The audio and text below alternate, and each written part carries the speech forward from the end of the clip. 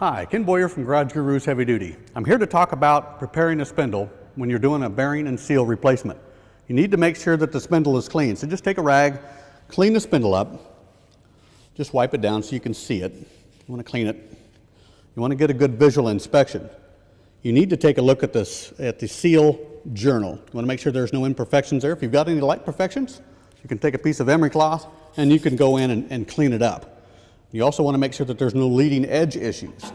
So just grab a file, and you can take a file and clean any of the heavier issues that might be on the leading edge and clean them up with a file. That's okay. And then you can finish it up with some emery cloth to clean it up and smooth it out. But you definitely don't want any imperfections with the seal journal, because when you're installing a new hub, if you're using a hub installed seal, you'll tear that seal. So you got to make sure it's okay. The next thing you want to check is the bearing journals. You need to make sure that obviously they're clean, but you want to make sure there's no damage. You're going to do both the front and the rear journals. You want to take measurements and just follow the manufacturer's instructions, but you're going to want to take a 9 o'clock and a 3 o'clock measurement. You're going to want to take a 6 o'clock and a 12 o'clock position measurement, because you may have damage, especially at the 6 o'clock position. That's where you may find some wear. So you've got to make sure that these things are round and they're in great shape, or you'll have issues with bearing failures. The next thing you want to do is just check the threads, make sure that they're okay and they're clean.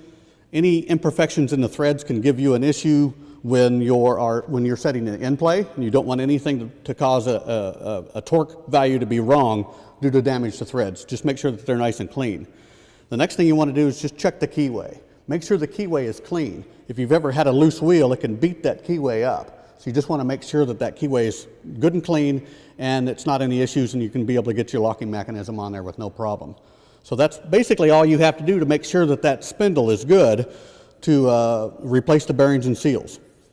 And for more heavy-duty tech tips like this, please subscribe to our YouTube channel.